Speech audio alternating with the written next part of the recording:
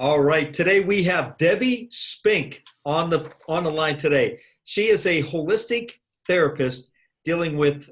I'll retake that. Okay, sure. Okay, here we go. All right. Today we have Debbie Spink. She's a holistic therapist, aromatherapist, and a self-care coach specializing in natural method routines for well-being and dealing with stress, overwhelm, and anxiety. She works with mothers in business who juggle many roles each day to uplift to their best self, to radiate their power to those around them. She has recently launched her podcast, Natural Life Flow, and has a Facebook group community of the same. Debbie is from Leeds, UK, a city in England. So Debbie, I'm so glad to have you on the line today. This is going to be exciting. Tell us a little bit about yourself. Married, kids, what do you like to do for fun? And most importantly, what gets you up in the morning? Hey, Dr. Aaron. Hi, Pittsburgh. It's great to be here. Thanks for that lovely introduction. As you said, I'm Debbie, and I'm qualified aromatherapist, self-care coach, and holistic therapist. So, for fun, I like hiking. I do the 3 peaks in Yorkshire. I've done the highest mountain in Wales, which is Snowdon. I've done the highest mountain in England, Scafell Pike, and I've yet to do the highest in the UK, which is Ben Nevis.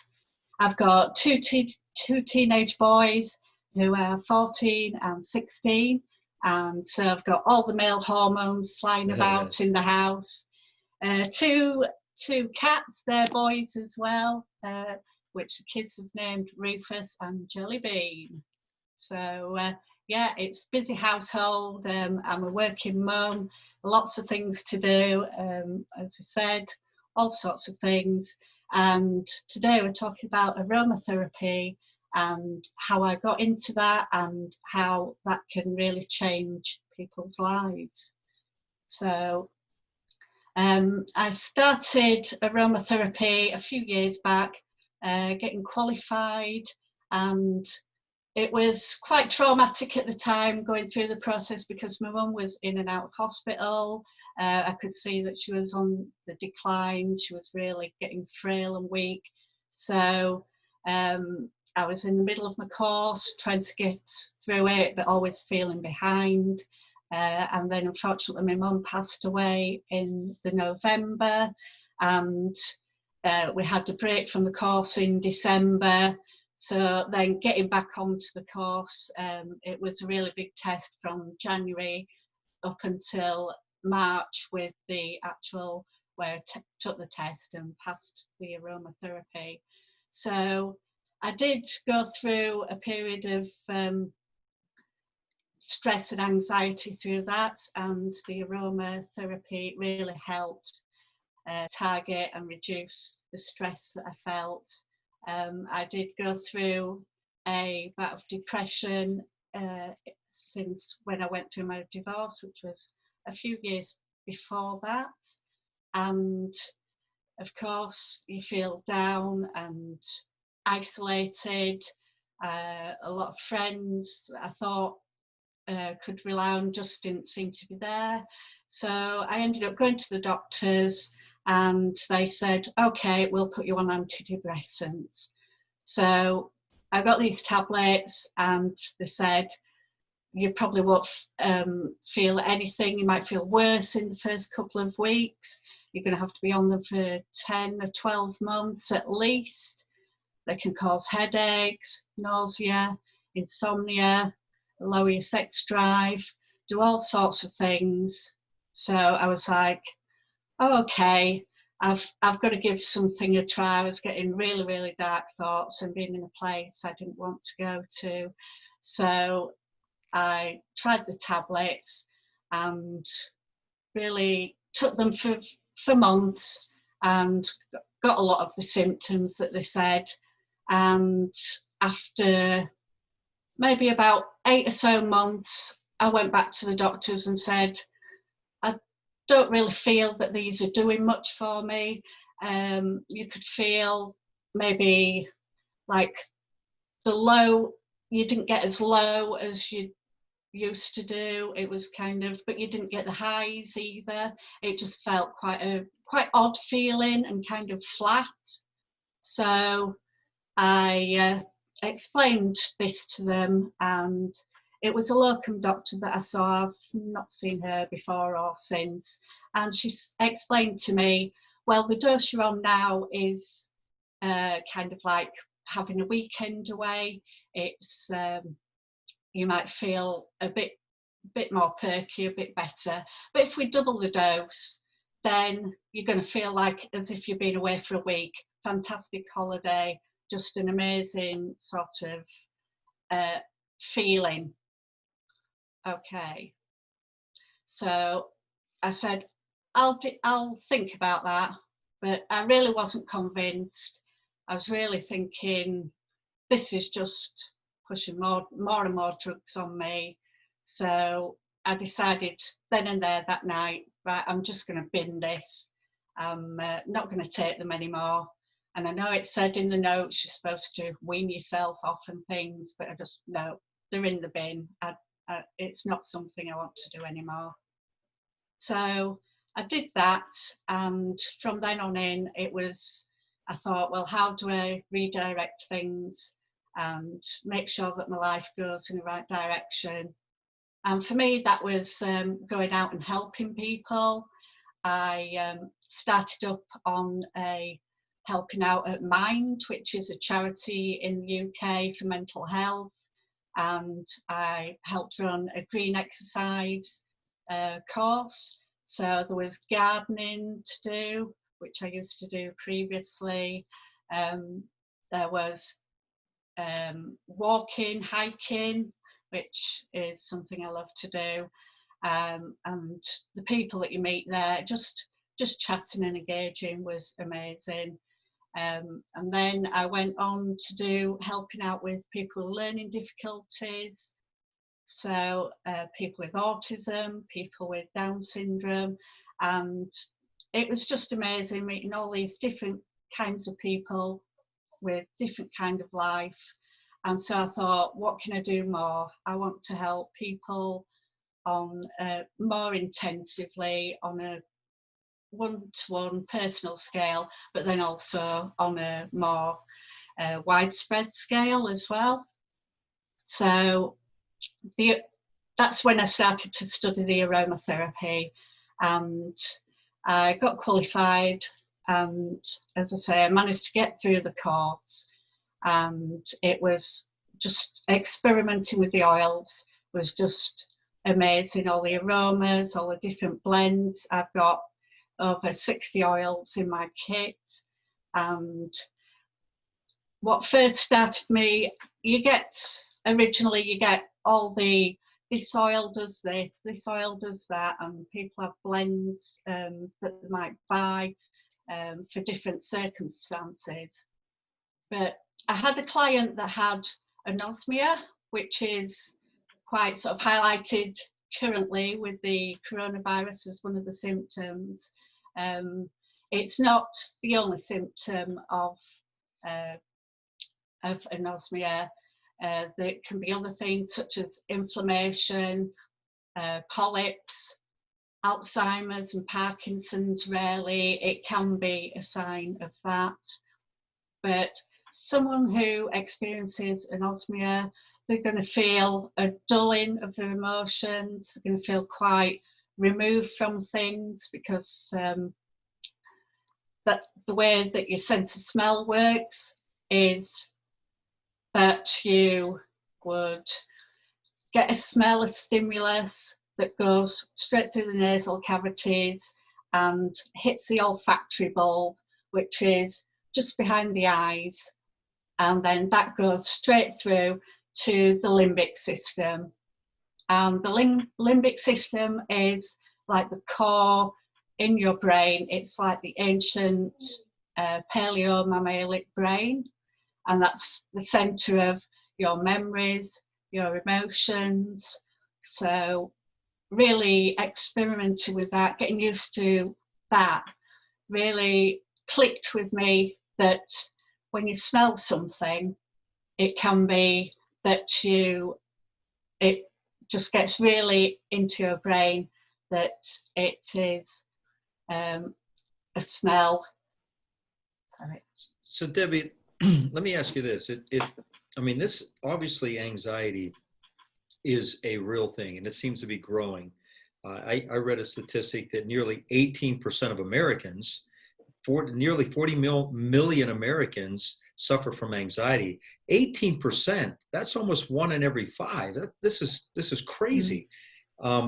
And when you said that, you went through this, and this is as a chiropractor, as a doctor, I typically hear this a lot, where we get under some type of family stress, a loss of a loved one, and it can even be a loss of an animal. Whatever that is, it's become so easy for doctors to just prescribe a medicine. You say a tablet. Hey, give these drugs, and on we go. But it doesn't fix the problem. We don't really necessarily deal with it. We're just kind of numbing ourselves up. And when you said, you knew you were meant to wean from this, but you just couldn't take it anymore, and you just stopped. And I when I looked this information up on these meds, I've been looking at these meds for years. They're so mind altering and they're so addicting. So it's very hard to just stop. So, one, if you're listening to this, we don't recommend that. You've got to work with your doctor. But, in certain situations, you get to a point, you say, enough is enough. My doctor's really not helping me. They just want to give me more meds. I've got to make another choice. And so when you're talking about the aromatherapy, you're going through this course, you're starting to learn this. When we breathe this in, this goes into our olfactory system, our limbic system in our brain gets triggered, and then that creates a reaction. Explain that. This is probably new for the listeners, because we have these smells. I always think of music, hearing something. When I hear a song from maybe from high school or college, something that brings back a memory, immediately I get a change in my spirit. I may get goosebumps. I get excited. I may get sad. So my mood changes immediately on hearing things. Is this similar to smell? It certainly is, Dr. Aaron. It's the limbic system feeds directly into the memories and emotions. If you think back, quite often childhood memories or specific occasions, it can be linked to. So for me, it's like at Christmas, the smell of gingerbread, smell of brandy, pine needles, they all bring associations, and I can even picture myself being sat by the Christmas tree, putting decorations on and feeling these aromas. And the thing with anxiety, if you look at the way that the limbic system works, you get the stimulus, you have a feeling so that you're aware. It might be things like burning. If you smell burning, you're kind of aware of something. And then the limbic system remembers what that smell would be, and you identify it. And it's only then that you get language and you can go, oh my gosh, the dinner's burning. So it follows through that process. And then it made sense to me that if you're starting to have the feeling of anxiety, if you then have an appropriate smell that you've been associating this smell with calm and tranquility, then your brain will make that association and think that the stimulus that was making you stressed would make you, the scent would combat that, and it would be earlier in the process than the lot later process of language. So you can't really talk somebody out of anxiety attack, because it's all in the feeling, it's all in the emotion. But to hit it with where the limbic system works, it's making it work more in harmony with that. So that's a process, and that would be where you would really target it at its origin rather than later on in the process. Can I ask you, so let's say just anxiety alone. I mean, there's so many, I think there's so many oils for so many different responses, different conditions it can support. Let's just take anxiety. And let's say I have bouts of anxiety at times. I feel anxious, I feel stressed, I feel worried. I also read, this is really interesting, that according to the U.S. National Institute of Mental Health, anxiety is overtaking depression as the #1 mental health problem. So, we look at this and say, well, that's not me. I'm fine. I can handle it. And people will say this all the time. I can handle it. And they go home and they drink beer or drink wine. It's like, well, that's not handling it. We gotta overcome it. You're not, all you're doing is suppressing it, trying to throw a little water on a fire. Let's say, 20% of us have this. This would be good for all of us to maybe start a process of, can we do something on a daily basis? Is there a specific oil, a specific routine? I know in the morning when I get up, I start my day by reading the Bible, prayer, meditation, breathing, visualizing. I start the day, try to prepare my mind for great things. And when I think of this, I think, could this be used as a similar source where we have this? Is this used as, let's say, a treatment, like where I take 10 minutes, I do some breathing, I visualize, I relax, and then on the day I go? Or is this something that's being pumped into an office or my home constantly? How should we take this? Because I think we could, if we can understand this, that this can suppress the anxiety, maybe just calm it down to get us more in control. It's one avenue, just like all these other health facets. It's not the thing, but it could be a main thing in your case. How do we utilize this properly? Yeah, sure. I mean, diffusers that just pump into the air, atomizers, there's all sorts of oil burners, all sorts of things that have been used, but they just blanket, sort of spread the oil aroma in the atmosphere. Plus, you tend to become nose blind after 1 or 2 minutes. So that's just a generalized thing that doesn't target the actual stimulus and response.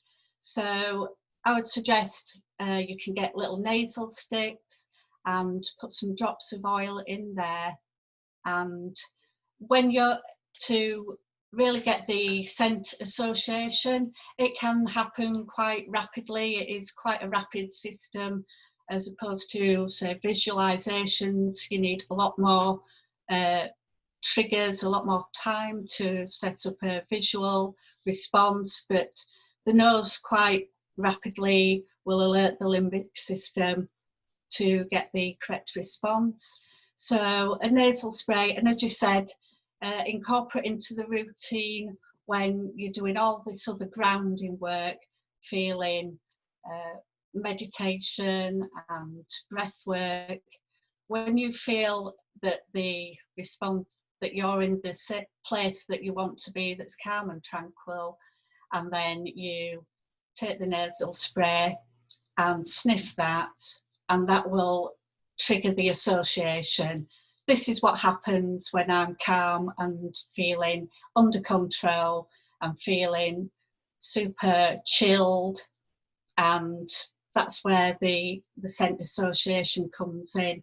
So then when you're out and about and whatever starts to trigger the anxiety, you'd smell the scent as well, and then that will soothe your triggered response. Wow, I didn't know that. So this is a little vial you could have in your pocket. You feel this stress coming on, because we know we know these things. We feel it coming. We're like, uh-oh, here it comes. This wave of anxiety. I'm gonna be angry. I'm gonna be mad. So we could stop for a moment, take this smell, breathe it in, and just take maybe one good deep breath, relax. And is that enough to trigger that response? It can quite well do if there's the scent association's been built up over time, so that it's a strong response. and it'll depend on the stimulus. And obviously, if there's a truck coming towards you, then the correct stimulus is to get stressed and get out of the way. But if it's something, quite often a anxiety attack may come on just out of the blue with no obvious seeming stimulus, without any apparent danger. And I think that in this fast-paced world that we're in at the moment, that's becoming all too apparent, that we've got so much information, we're bombarded with all sorts of different stimuli, which might be just on our phone. It doesn't have to be out in the world, and things can really just impact on us stress-wise that way. So that it is a tool in the armament to combat stress.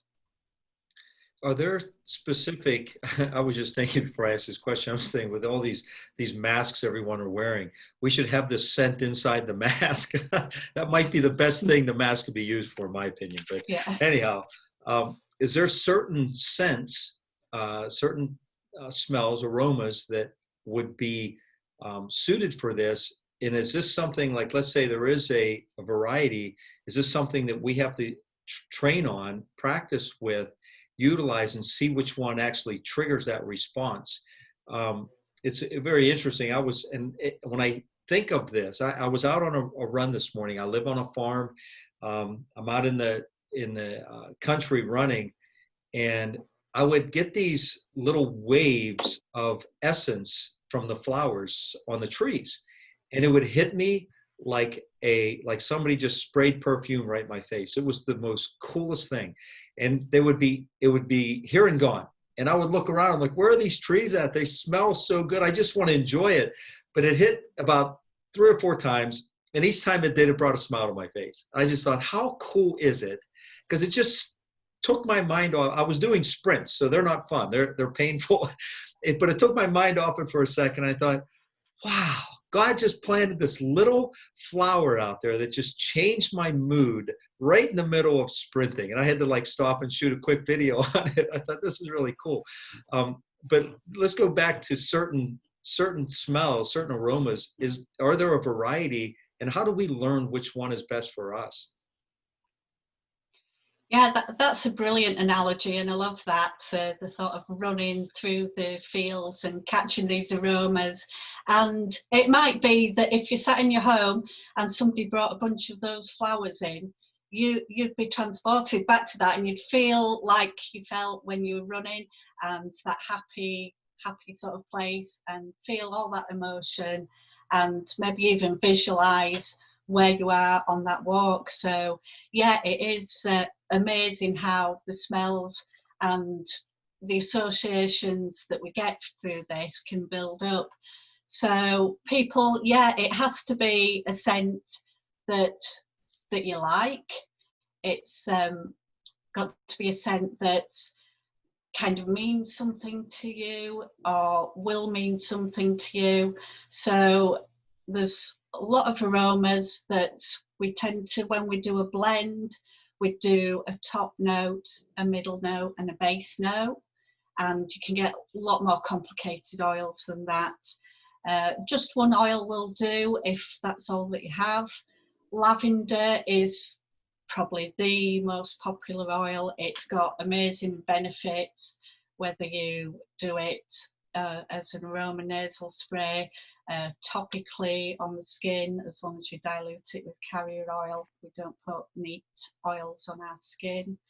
So there is a lot of oils, and some people smell an oil and it'll trigger an emotion from the past, and it might be a happy one or it might not. Some people say, I can't have geranium because my grandmother always grew geraniums, and that just reminds me of her, and I'd rather not think of, be reminded that she's not here anymore, things like that.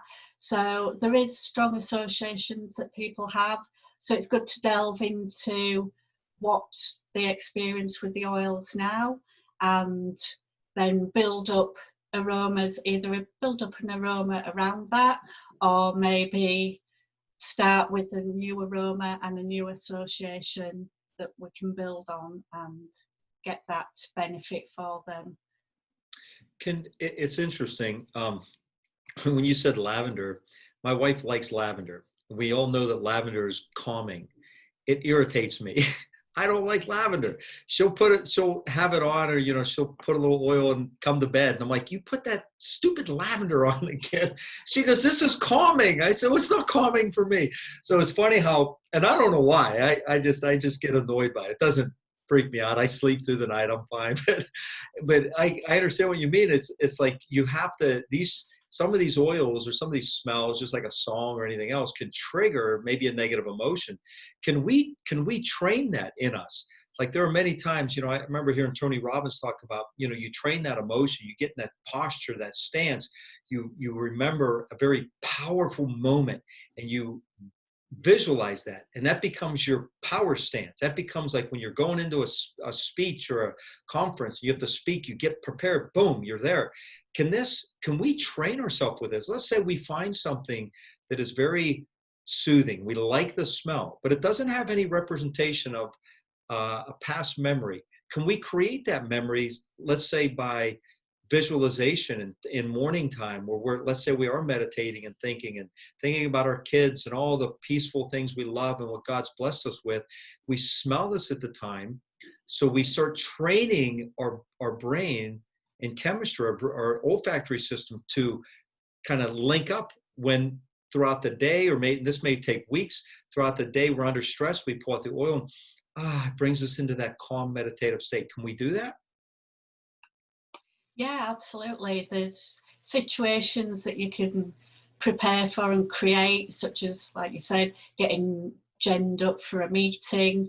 You can put on powerful upbeat music, you can have a powerful visualization, and then the aroma. So for something that you want to get energized with, you can use the citrus oils. They're happy oils, they're uplifting. Grapefruit I love, which is good for sort of pre-exercise and post-exercise. It lifts your mood, lifts your spirit. They're very positive and energizing oils. And you can use it for different instances as well. So you could have if you want to improve your memory, they say you can use oil specifically if you're studying for an exam.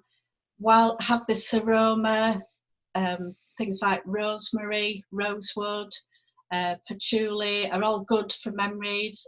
Basil, they're great for keeping alert and getting you sort of memory on tip-top condition. So you can use those while you're studying. If you use the same blend during the exam, then it is said that it makes it easier to recall the information that you studied previously with the same aroma. And similarly, it can help with memories, because obviously the scent is linked to the memory in the brain system.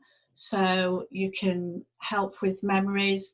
A lot of people are trying out aromas with dementia, because dementia, you lose the sense of smell.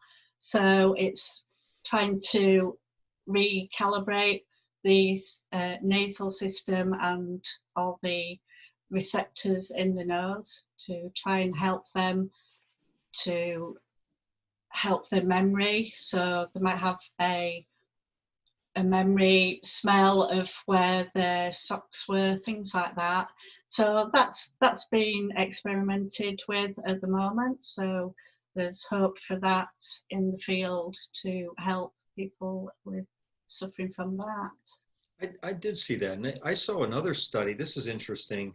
There was a study on rats that inhaling Roman chamomile essential oil for 2 weeks reduced depressive-like behaviors. First of all, how do you analyze depression in rats? I'm not sure, but They can do this. A Korean study also found that lavender, there comes that lavender again, reduced both insomnia and depression in female college students, while research published in the Phytomedicine found that only orally administered lavender oil preparation was as effective, listen to this, as the drug lorazepam for the treatment of generalized anxiety. So it's quite interesting when we see this is here, the world we live in, it's very quick to give a pharmaceutical. Where we have a condition, I want to go now, I'm under anxiety, I'm under stress. And like you said before, the stress can come from anything. I mean, we pull up our cell phone and within minutes we can be stressed out. We can see pictures of everyone who looks better than us, has better cars, better homes, better spouses, better kids. Everything looks nice. We get stressed, we get worried, we're not sure about our job, and all these things are just rapidly coming to us. And yet there's studies like this that are proven to work better than a pharmaceutical drug. And I've also read countless studies on mood changes with high amounts of healthy fats like omega-3 fish oil and exercise being way better than a lot of the depression type medications. So this is something that's very interesting. Are there any side effects to this? Can it be overused? Can it be harmful if we use too much? Yeah, as you say, ingesting oils is something that my professional body doesn't advocate at all. I know that some MLM aromatherapy producers and retailers do advocate that, but unless you're a medically trained aromatherapist, then I would say just avoid ingesting that, because you don't know what it does.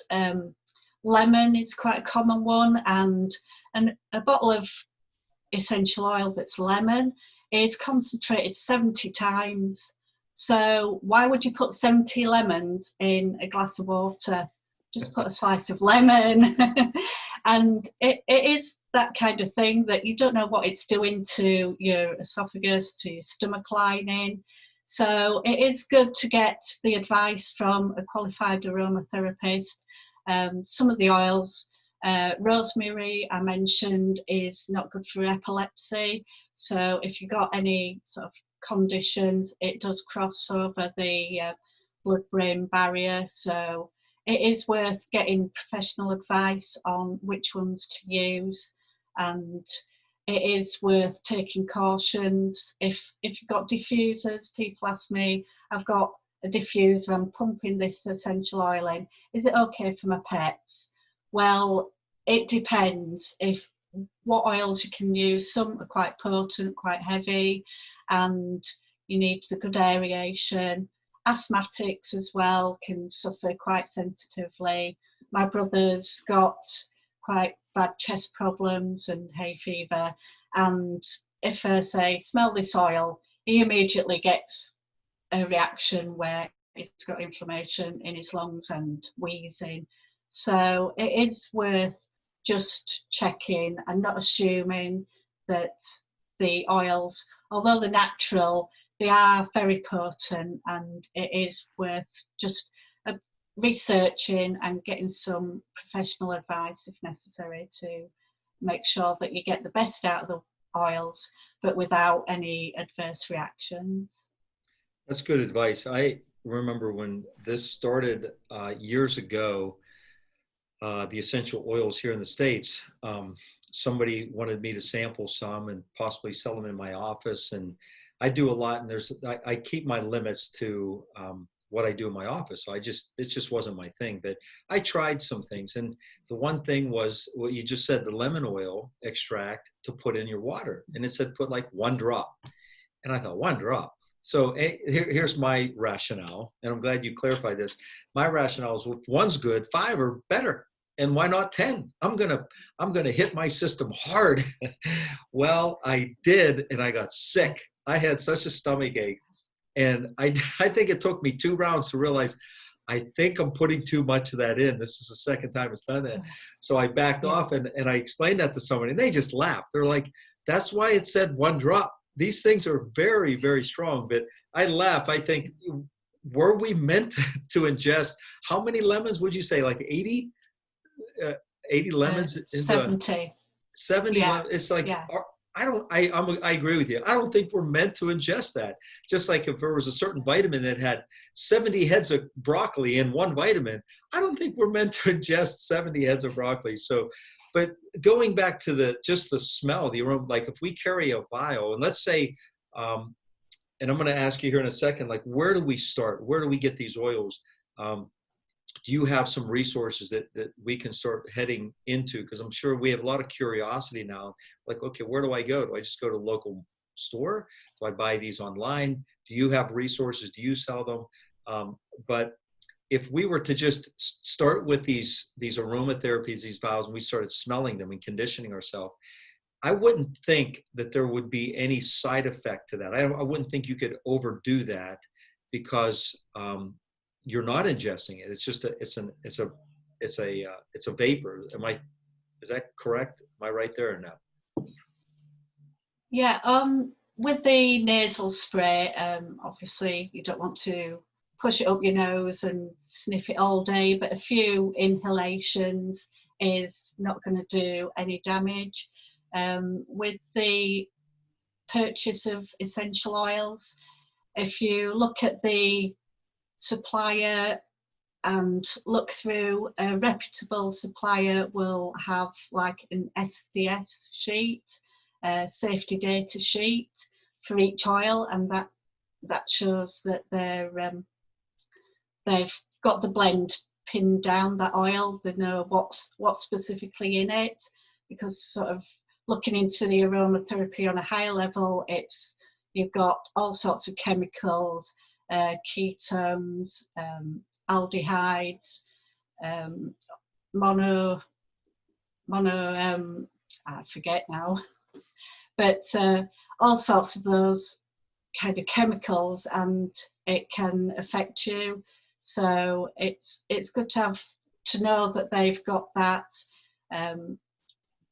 sort of data available, and then a reputable supplier they don't even have to be expensive oils. So a lot of the MLMs do, because they link up the oils with certain effects, they market them at a higher price. But in actual fact, the suppliers that I use just have the oils and sell to therapists, and you can buy them. They don't market them as therapeutic grade because the essential oils aren't medically processed, so they don't go through any of the grading. So that tends to be more of a marketing term rather than a specialist term to indicate quality. But if you ask aromatherapists, then they can tell you what sort of suppliers that they use, and many therapists get a discount as well, so they'll be able to advise you on the best ones and where to find them. So if somebody if they are totally new to this and they say, okay, I want to go and start trying this, what would be your advice there? Should we find an aromatherapist? Should somebody see I wouldn't think most medical doctors or physicians are even trained in this. So you would have to find an aromatherapist, someone who specializes in it. But let's say we don't even go there. They just want can we just start to sample this and try this? What would your advice be there? Yeah, I mean, obviously aromatherapy oils are widely available, and you're not generally going to do much damage if you use them for the brief inhalation. But to generally find advice and get to use oils that you think are going to benefit you, you can start by researching the professional bodies. I'm in the International Federation of Aromatherapists, So you'll be able to find an aromatherapist near you, and they can give you sort of base advice on what oils they use and what's available in the local region that they would recommend. Okay. I'm really curious on this. I've never looked into this. It's right now, it's just being dispersed by people selling kind of like a multi-level marketing type thing. And there are in local supermarkets and stores. I mean, you see it everywhere, but I always tell people, if you're buying a vitamin or you're buying something in health, get quality. Don't, the local grocery store doesn't have the highest quality. You get what you pay for. So you have to start, uh, going up the ladder there. If we want our health to be better and stronger, then we have to start to find quality. And you're not going to find that just running off and buying something at the supermarket. And I would imagine too, this is not a big expense, and these oils can last a while. And I'm curious, as you were saying, have one for energy and thought and motion and mood. I have many different lifestyles. From when I go to my farm, I have an aromatherapy from the manure. And it brings me back. This is crazy. It brings me back to when my dad was alive when I was a kid. And in the summertime, he would wind the windows down and smell the manure as we were driving through the country. I thought he was absolutely crazy. But now it triggers that response. I remember my dad, and it's kind of peaceful. It's crazy how that works. But I have my rugby life where I'm 54. I'm still playing rugby. So I have to get geared up for these young guys. And so I would have something very strong there, something energetic, my workout life, something energetic, something in the morning where I'm peaceful while I'm at work being focused. So I could see how we could have several oils in our bag for whatever life we're in at that moment, to be the best we can be. And this is what it's about. This isn't going to make everything go away, but it's going to up your game a little bit more, just like when we're adding in healthy foods and healthy exercise and a morning routine and a good night's sleep. These all keep making layers of health. And I was real curious before we got on the line, where would this would go? Because I haven't had a lot of time to research it. You clarified it great. I loved it. I'm real curious now. And I hope, if I'm curious, I'm hoping our listeners are curious as well. So as we start to head into the final close here, what I think they have a handle on, where to go. Any like advice as we kind of or something you may have left out that you really want to share? Yeah, I think with day-to-day living, aromatherapy can, as you say, complement your well-being throughout the day, from energizing in the morning to soothing you late at night. And the basic is just to be mindfully aware. So tune into your body, tune into your mind, and see what your body and mind are telling you. So if you, quite often we're doing, and we don't just get in touch with our bodies and minds, and everything goes off in a blur. So it's good to really harmonize with things. If I'm doing a meditation scan, I can feel things and I think, oh, actually, I've got a bit of tension in my lower back, which, because your body experiences things day to day, we don't all go around feeling what we've got under our feet unless it's really painful. So we get used to feeling the touch of our clothes. We don't sit there aware of our clothes on our skin all day long, or else it would preoccupy us. We'd never get on with anything else. So, but it is good to tune into that and really find out about yourself and really get to grips with what you need to be in tune with, and how you would then implement the tools, various tools that you can do to actually make a change if needed. I have another question for you. Let's say we find an oil that seems to work with us in the morning and it's very relaxing and soothing, and we use it, can we become immune to that smell? Can our body kind of over time become numb to it, that we would have to make a change an oil? What brings me to that attention is like when we're in a room, like you were saying, if it's just pumped into a room, once you're in there for a while, you don't smell it anymore. It's numb. Can our brain react that way? Even like if we're just taking small, a few smells a day, the chance of that, I think, is much greater, much less greater, that it should never happen. But can that happen? And if that happens, then we just make a change. I'm not sure. Yeah, it is possible that you could get that it stops working, as it were, but there are so many oils. You can maybe just tweak the blend, put a few different drops in, and that just gives some added interest to the limbic system. It'll recognize a different aroma, and it may be if you just change, if you have 3 oils in a blend, just change one around, that would then give a different sort of scent that the brain can pick up on. And you might have to train it a little bit, but then in that case it'll soon reset that it really is, this is the new blend. So if that happens, it's definitely, there's so many oils to choose from.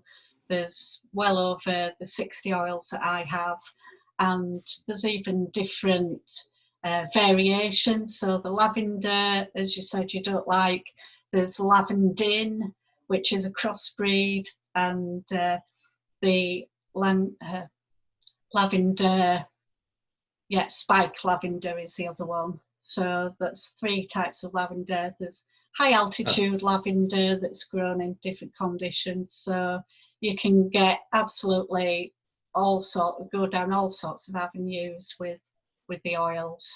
So it's like, can be overwhelming, hugely complex, but there's plenty of oils that it's great to just have fun and experiment with, and just scenting a few aromas is not going to be detrimental to your health if you just experiment which blend do I like, and it just really is something that's fun to do and can have such benefits as well. I love it. I am definitely going to look into this and experiment on this, because I have certain times of the day that I want to stay focused, and there's times of the day that when I go to work out, when I work out, I have 30, 40, 50, 60 minutes to work out. I want to utilize the best I can. If I'm not mentally and chemically ready, I didn't get as much out of it. And then that's a day that I can't make up. So if you're listening, obviously you're listening to this, you have to say, okay, how do we extract the best essence from life every day? How do we get the most out of life? We can't take it casually. We have to be on this. We have to say, okay, how do we implement? So my thought process is when I'm in the morning and I'm in my prayer time, Bible time, meditation, quiet time, thinking time, I want something that it keeps me focused, gets me ready, and not excites me, but gets me ready and my mind open.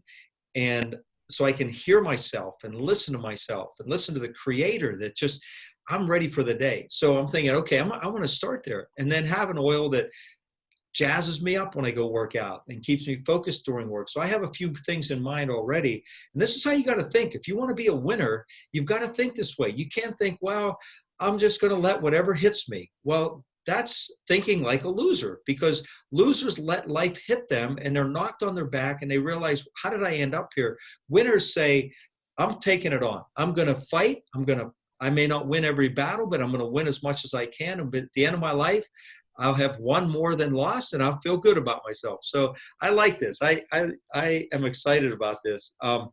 Was there, along your journey, was there anything that, like one thing that you never expected, maybe with the oils or maybe with a testimonial? Yeah, I think I have people with fibromyalgia as well, and I do massage treatments with them with the aromatherapy. And I have a lady who absolutely swears by it. She uses a blend which has mandarin, Roman chamomile and cedarwood, and that's her favourite blend, and she feels that that brings so much more benefit to her. And just to get the feedback from people, it's just absolutely fantastic, the response that I get. So yeah, it's just overwhelming. Just so immensely privileged to be able to just help people in this way. And yeah, it's just all about then spreading the message and getting other people to try and get these tools in place and get these habits on board and really bring about change in people's lives. I love it. We're on the same page there. And are there any crazy fun plans for the future? I liked when you were doing your introduction, you were climbing these mountains. I love it. I'm like, this is great. Every time I ask this, I'll preface it with this, and maybe I'll set you up. Every time I ask this to all my guests, and these are the health people of the world. Every time I say any crazy fun plans in the future, they all say, well, I just want to keep serving because I love doing what I do, and I'm going to write a book. And it's like I'm jumping out of an airplane. That's not what I'm going to do. When I heard the mountain thing, I'm like, the mountain, this has been the best thing. So are there any other or greater fun, crazy plans in your near future? You said it there, didn't you, Aaron?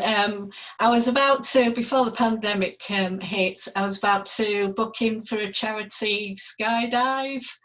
And considering that I hate plummeting, it is not something that I would ever really want to do. I jumped from a boat, which is about 20 feet down, and it's like, hold your nose. Well, no, that went out of the window. It's just arms waving, panicking. I got water up my nose, and yeah, it was, oh good grief, trying to splutter at the bottom in the water.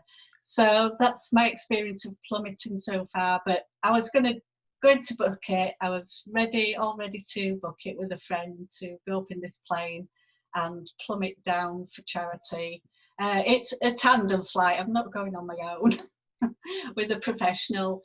But yeah, that's going to be on the cards once all this is once the lockdown, everything's over. So yeah, we'll get that done. I love it. My last guest, I told him that. I said, nobody says they're going to jump out of a plane, and here we have it. You're going to jump out of a plane. Well, better you than me. I'm not into I'll stick to my rugby. That's as crazy as I get. Yeah. I think I would jump off a cliff into the ocean or something, but I don't know about jumping out of a plane. But Debbie, it's been really fun having you on. I've learned a lot, and I believe our listeners will as well. And everyone who's listening to this podcast, if you can, please share this, comment on it, and write a review. This helps, making Pittsburgh healthy. We're not after just making Pittsburgh healthy. We want the world to change, but we're going to start with our neck of the woods here. And I think if we can make a change here and we can set some standards, maybe other cities will pick this up.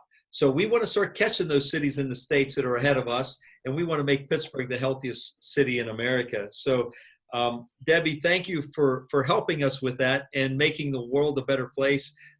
We share the same love and passion to help people get well, and I greatly appreciate you. You're welcome. Thanks very much for having me. Have an awesome day, and you'll have to let me know when you jump out of that airplane. You'll take some pics and send it. Yeah, definitely. I'm going to do it now. Thank you.